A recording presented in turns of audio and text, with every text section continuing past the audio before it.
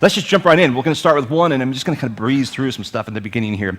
Again, he began to teach beside the sea, and a very large crowd gathered about him so that he got into a boat and sat in it on the sea, and the whole crowd was beside the sea on the land, and he was teaching them many things in parables. Pretty practical setting. We've seen it before. Such a big crowd gathers that he needs some space, because usually the teacher would sit and everybody else would stand, and so you didn't have to go very far back and you could see what was going on. So he'd get in the boat, kind of go off a little ways, and that way everybody can kind of, he can look out and they can look at him and he can look at them and have a good conversation in his teaching. Things were really starting to kind of take off for Jesus. The word was out that he was a teacher of authority. He said things in ways nobody else could. He knew things nobody else did. I mean, he's God, right? He'd been in the throne room. He'd been in heaven.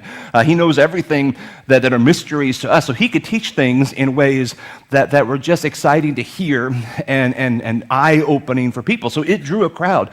Not only that, but they had seen miracles take place in his ministry already. And if they hadn't seen it, the word had gone out. By this point, he had met a little girl who had died and raised her from the dead. He had healed people who were lame, and now they could walk. People who were blind, now they could see. Deaf, now they could hear. You kind of get the idea, right? He showed this amazing ability to just speak things, and people's bodies would regenerate in some way. You kind of want to get a view of that, right? So he's in town, a crowd would start gathering. Let's see what he has. What's he going to say? I don't know. What's he going to do? I don't know. It's going to be crazy. So large crowds would gather. Mark 4 here says he's in the boat. So again, it's kind of a practical thing. Now, what I like to do when I start looking at a text is try to get an image of what does it look like there, because otherwise what we do is we go through our own filters, like, right? I spent a few years at Clear Lake, so sometimes I talk about a lake. Oh, it must be like Clear Lake. Well, it's probably not, but because that's what I know. That's the image I have. What's the boat? Oh, it's probably a speedboat. Maybe he was skiing. I don't know. No, he wouldn't do that. It was probably, it doesn't say, make and model of boats here. It's probably a typical fishing boat, probably about 27 feet long, which to give you an image, I have a boat here, well, a rope, same thing. So we're going to spread this out so you get an idea. This is about the length of the boat. Hey, Chris, you want to be my boat man? All right, so here's your boat. It's a good-sized boat. It's big enough for a small crew of men to go out fishing and store their fish overnight. That's a pretty good-sized boat, depending on where you are. However, the Sea of Galilee is like you can kind of keep a good hold on this, because you might need it later. You don't have to stand there the whole time. No, put both arms in. No. Sea of Galilee is about 8 miles wide, right? So I just started pinpointing different areas. Approximately, our location here to the state capitol, that's the Sea of Galilee, okay? So this seems like, it's a pretty good sized boat, but that's kind of tiny in a big body of water like that, You could get in trouble in a boat if you're in stormy weather, which we'll get to in a little bit. So he's in this boat, it's a good sized boat, and he's doing some teaching, and it says that he's teaching them in parables.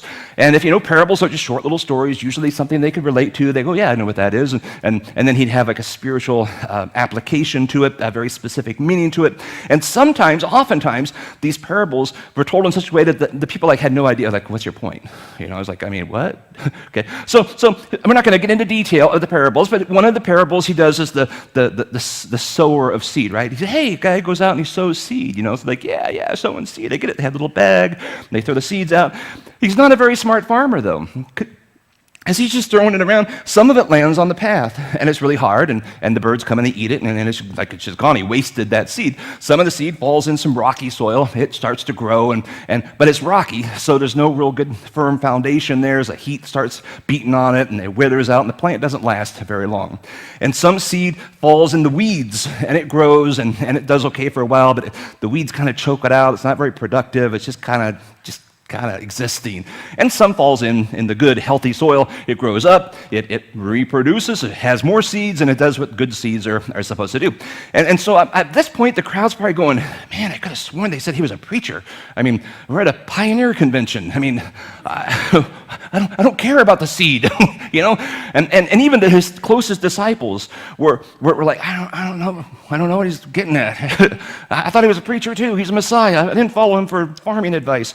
And he even pulls them aside and says, okay, I don't know how this worked, because here's what this all means. It's the gospel. It's the good news. He's coming to tell the good news. And in our application, we tell someone about Jesus. Some people, it's going to be like it falls on a hard surface and like nothing. You know, it might be because they're like, you know what? You don't know what I've done. I'm a mess. There's no way God could love me that much that he would send Jesus to the cross and die for me. I don't believe it. Some people just won't believe it. Or some people will say, oh, died, buried for 3 days, rose from the dead? Yeah, so did Tinkerbell. I mean, you know, it's like the fairy tale stuff. So some people just won't believe it. And Jesus explains, well, that's like sometimes Satan, we have an enemy, he'll just snatch that. You tell someone about Jesus and they're like, yeah, I don't, whatever. They just will oppose it. And you know people, you've probably told people about Jesus before, you've heard them mock your faith. You know, that's just what it is. Another person might hear the gospel and they will accept it, but they'll never really let God work in their life. They'll never really change a whole lot. They'll continue to participate, in the sinful behavior they did before they accepted Christ. And you know, drinking, drugs, sex outside of marriage, lying, cheating, stealing, whatever it is. Just throw out whatever it is, all the things of the world. And eventually, it gets too hard to try to play both games. You know, Jesus guy here, doing what the heck I want over here, and pretty soon that just kind of weaves together and it kind of chokes out their faith, makes them unproductive, unspiritual, and they finally just go, it's easier over here. That happens. You've maybe been tempted with that yourself. We all have, but some people just go all the way there. Some hear the word and they believe. They don't study. They don't get into the word. They don't develop a relationship with God. They don't do all the things of discipline in their faith, so they don't grow in the faith. So when the hard times come in life, they're just like, yeah, they get mad at God. Their faith is not strong enough to withstand the pressure, and they get angry and they run. And that's some people. That's some of the seed that would have fallen in the rocky soil. It's just, you just don't have a firm foundation there. And then there's, of course, those that believe and they get all excited and they tell everybody, and others believe, and it multiplies, and that's great. Okay, that's that parable in a nutshell. He teaches another parable. Nobody has a lamp and hides it. That's kind of silly. Why would you turn on a light and then cover it? I mean, it's like, of course, you know, you have a light. Let people see it. Don't hide it. And then his whole point there, we're a light in this community. We're a beacon of hope to people around us. You're a light in your home. You're a light in your neighborhood. You're a light where you work. That just because you live the Jesus way, it's just gonna be, well, you know, irritate some, but it'll be a light to others. You know, that goes back to those other seeds. He tells another parable about a story about a farmer who plants a seed, and you plant the seed, and you don't really have to, you just kind of plant it and walk away, right? You live your life. You get up, you go to bed, you do your things, and it's after a certain amount of time that seed sprouts, becomes a plant, and at some point it's just ready to harvest. It's not like you're a great farmer. It just does what seeds do, you know? And that was a parable there. And his point was sometimes in the faith we'll share Jesus and you don't see anything, and you're like, whatever, you just keep living your life. But at some point that person gets to the point where they're like, hey, I get it. It might have taken 5 years or 10 years or 2 months or whatever it was. At some point, God's done some work in their heart, and they're just ready, and they accept Jesus Christ. That's the harvest. That's the harvest. He tells one more parable about a kingdom of God being like a mustard seed, the small little seed that grows into a big tree that the birds of the air would come and find rest. And his whole point was that the kingdom of God, that he was beginning there, would start small. It might be a small group in Iowa, a small group in wherever, Texas, wherever it is. And that little group begins to multiply and grow to the point where the birds of the air are attracted and say, hey, we're going to hang out here. And if you're a first century person, you know the birds of the air are like the scavenger birds, the big ugly birds that are smelly and gross, and like no one says, "Oh, look at the cute vulture." I mean, you know, it's like nobody puts that in the cage in their living room because they love to have a vulture in the house. I mean, they're just kind of the gross ones. And his whole point was the church would become a place where the people that the culture even looks at and says, nah, we don't want to be a part of you, they would find a home. They would find a place that is comfortable. It could be the drug addict. It could be the homeless, the prostitutes, the downtrodden, people whose lives are all messed up. And who of us hasn't messed up things in life before, right? That they would find a place, they'd say, hey, we feel at home here. We feel accepted here. We feel like somebody has a connection to us here. And so Jesus is teaching these things all day long from the boat. Okay, make sure you're awake. He's having his boat teaching. And then the night comes, and that's when things get pretty interesting. It's in verse 35, so we just jumped down 35 verses. I know that may have taken a while, but we just jumped ahead. On that day, when evening had come, he said to them, let's go across to the other side. Leaving the crowd, they took him with them in the boat, just as he was, and the other boats were with him. So, I mean, it's like, well, he has a great crowd. Why doesn't he hang out? Why doesn't he have like a 2-week revival or something like the good old days? Put a tent up, but he says, nah, we already did it here. We're going on. There's other people who need to hear this. He's spreading the word. He's doing the seed thing. We're going to go across the lake now. So he gets in the boat, and they're going to the other side. And this is where it gets interesting. Verse 37 says, a great windstorm arose, and the waves were breaking into the boat, so the boat was already filling. But he was in the stern, asleep on a cushion. I love this scene. How do we do a boat scene? And I was like going back and forth. Try not to get Kevin, because that'll be awkward. So the boat is rocking. So remember, this is like from here to the Capitol. So it's a big, big open space. Deep water, the boat, I mean, it seems pretty impressive in this little room, but in that big a space, it's a tiny little boat that's just getting thrown all over the place. I mean, this is a pretty scary storm. The sky darkens, the clouds roll in, the winds pick up, the rain start falling, the waves begin to build higher and higher, they're crashing into the boat, and it's an intense scene. We, the girls and I, my daughters and I, went on RAGBRAI a few years ago, the bank right across the state, and this particular year that I'm talking about, there was a huge, terrible, awful rainstorm on a couple days at least.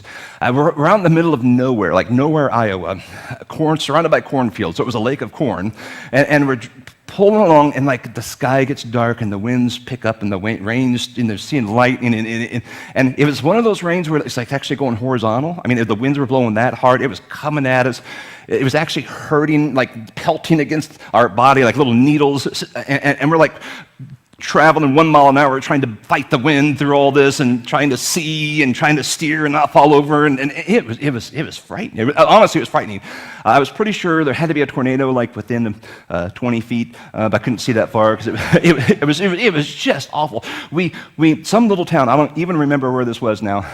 It was some little town opened up their school, and we ran into school, and the poor janitors in that school had, oh man, it was terrible, because hundreds of people poured into the school, and we flooded the school just from the water dripping off our clothes. I mean, there was nothing dry. And if they had waxed the floors for the year, they are doing it again. I kind of felt bad for them, but I also didn't want to go back out there. It was a terrible situation. We couldn't hear, we couldn't see. There was nothing you could do. We just have to keep trying to go forward until we finally got to that school, and it was miserable.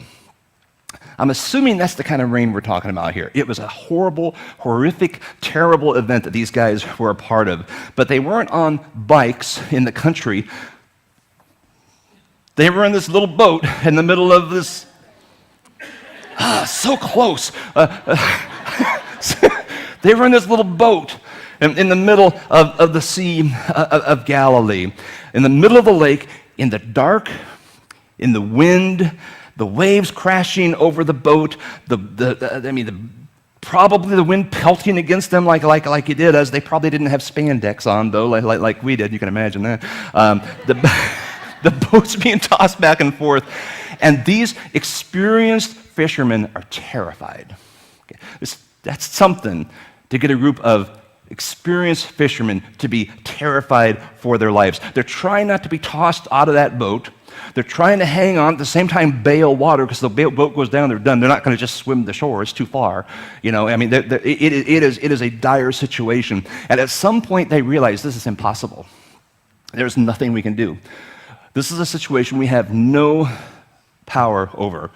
We can work as hard as we want. It's not going to. We're not strong enough. We're not fast enough. We're not brave enough. 12 grown men working as hard and fast as they can't keep up. The lightning's flashing. The thunder is booming. They're fighting to stay alive. And here's Jesus sleeping in the back of the boat. And I've never figured this out because that's how do you sleep through that? Has anyone ever come up to you while you're sleeping and just thrown a glass of water in your face? I mean, it's not happened to me, but I'm thinking that'd wake me up, I'm assuming, right? These are waves pouring in over him and rain falling on him and 12 men yelling, trying to manage the situation. Just when the three of us were out on the road, we were like, I'm trying to go left. Whatever we're saying, like you can hardly hear it because of the wind. This is a horrific situation, and somehow he is sleeping. They finally reach that point when they realize, we can't. We are powerless. We might as well wake up Jesus and tell him he's going to die. Because, at least it'd be good to know, I suppose, before you die. And so they wake him up, but they don't say that. They say, save us, Lord, we're perishing. So, yes, we're going to die. Maybe there's something you can do about this. I don't know why they waited that long, but they did. I'm not saying I wouldn't have done it differently, but they did finally wake him up. And also, I don't know what they're expecting him to do. What's he going to do? He's done some pretty impressive things, but this is a whole different level. This is a whole different thing. They don't even know what to do, what he's going to do. But isn't that kind of how it works? When you're in a situation and you reach out, you don't even know what that person can do. You just have to feel like you have to reach out to somebody, to something, right? You think all things is lost, and you're like, I don't know, but I got to tell somebody. I got to talk to a friend. I got to tell my partner, crime, whatever. When you're a kid and you fall down and you skin your knee and you're getting a bike wreck or whatever, where do? You're like, I don't know what to do. At least in my case, I ran to mom. My dad would have laughed, but I ran to my mom, because I knew she'd do something. I don't know what she'd do. Maybe she'd just put a Band-Aid on it. Maybe she'd just give me a hug and I'll be like, oh, okay. I'm still hurt, but I suddenly felt better anyway. You reach out somewhere and somehow, because they're going to do something, even though you don't know what. And so they wake Jesus up. And they're like, teacher, don't you care? We're about to die? Don't you even care? That's verse 38. They woke him up, said, teacher, do not care, we're perishing. And he awoke, rebuked the wind, and said to the sea, peace, be still. And the wind ceased, and there was a great calm.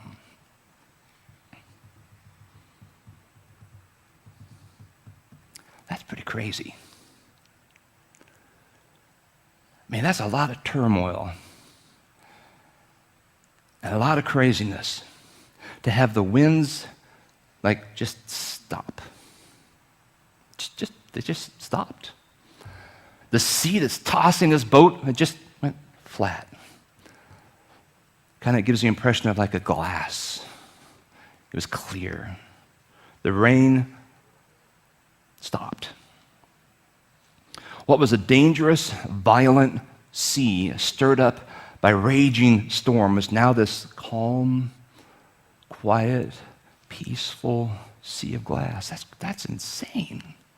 To be in the middle of that and to have it just turn off like that. It's not like he said, peace be still, and then 20 minutes later the cloud system went out of it's like it stopped. Just stopped. And now, I'm guessing all they could hear is the water dripping off their clothes into the boat that had water in it. And Jesus looks at them and they're going like, what? He looks over at him, and in verse 40, he says, why are you so afraid? Have you still no faith? Have you not seen the things I've done?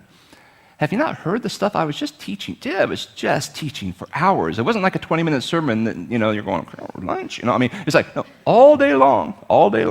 You just spent the whole day hearing me talk about the kingdom of God and the stuff that God has the power to do. And you've seen me raise the dead. You've seen me interact with blind people, and now they can see. You've seen lame people get up and start dancing. I mean, really? And you think, what, I can't handle you? We're kind of that way too, though, aren't we? Man, I get that way sometimes. And nighttime seems worse. I don't know why, it just does. When it could be anything. I mean, it doesn't even matter. And at night, you go to bed and you're trying to go to sleep, and all you can think about is everything is crashing, and the worst terrible thing is going to happen. Maybe you saw something on the news, or it's got a text, or who knows? You got something to happen, and you just feel like everything is over. Sometimes I get in those situations, and I have to just tell myself, dude, go to sleep. You're going to wake up, and suddenly the sun's going to be shining, and you can say, hey, but it's still kind of hard to fight through that, isn't it? We've all done that. We've all done that. Did they think that Jesus suddenly was just going to quit watching over them? I mean, he just suddenly didn't care. Hey, taking a nap, it's not my job description. Worry about the weather later. Did they think God had forgotten about them? Why be so surprised at the calmness that they find themselves in? And they're processing his question, and they're processing everything they have just seen and experienced, and they're hearing the little drips of water going down into the boat. And verse 41 says, they were filled with great fear and said to one another, who is this then? Even the wind and sea obey him. Now that's a big enough boat that you could probably have a little conversation back here, and he's over there. Peter, who is this guy? I mean, we've seen some crazy stuff, but whoa, is this a teacher? Yeah, we've heard him teach all day long. Didn't even get bored. That's an adventures marathon for you. And they're like, yeah, I don't have to go to the bathroom. I'm good. I mean, they all day long heard him teaching. Charismatic leader, absolutely. Oh, but more than that.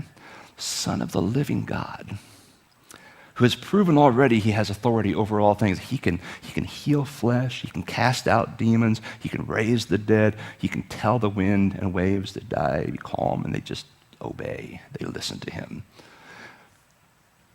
Now, the obvious application is you got a storm going on in your life. You know who can calm it, right?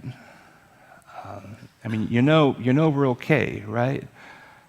He can handle this. Any trouble, whatever it is you have, he can bring peace to your life in any circumstances. But it's bigger than that. It's not just us being happy and feeling good and fulfilled about everything. This is a confirmation of our faith. I love stories like this because it confirms things. The things we know, but we need to hear this again once in a while. This confirmation of our faith in Christ, our faith in someone bigger than life, bigger than my health, bigger than my relationships, bigger than my storm, bigger than wind and waves and scary things that go bump in the night. I mean, he's bigger than all of that.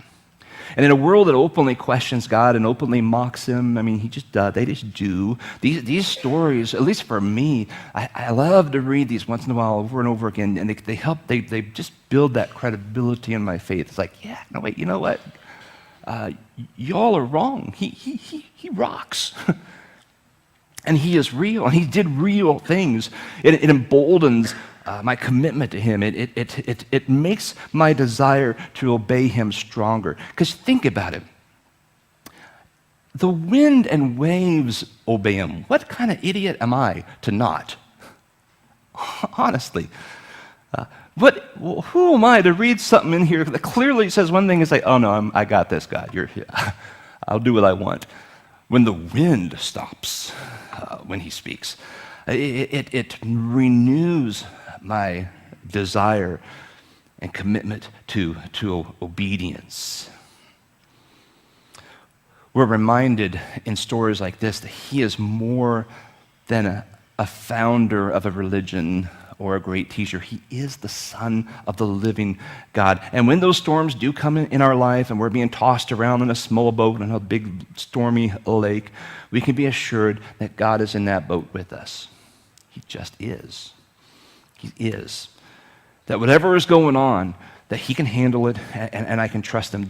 Just like that crying child who gets up off the bicycle wreck and runs to mom with her arms up and just says, save me. Sometimes we just got to do that. And just say, Jesus, I don't even know what's next. Just save me. Man, I'm a mess. I made some mistakes. I did whatever. Save me. And he's there. He's there. He's right there. Now, I wish I could tell you that every time you come to him and say, with your arms up, say, save me, he just says, peace, be still, and everything stops. But sometimes he doesn't. Sometimes he knows the best thing is to keep the storm raging for a little while. He knows we improve from that. He becomes stronger because of that. We learn valuable lessons because of that. So sometimes we go through some of those storms. They went through the storm. It's not like they avoided it. It wasn't clear sailing all the time. They had to go through some of that storm. And sometimes he allows us to go through storms so other people can watch us and our faith is authenticated. They say, wow, you really mean what you said, don't you? Yeah, I really believe he's the Son of the living God. And he can do anything. Of course I believe this. Wow. So sometimes that happens in your life. And sometimes storms happen just because, storms happen in life. They just do. And that's when you can be grateful that because wherever your boat is, whatever direction it's heading, you can know Jesus is there with you. And that's the most peaceful thing a person could ever know. He hasn't jumped out. He's there. He's riding this with you. Keep reaching out to him.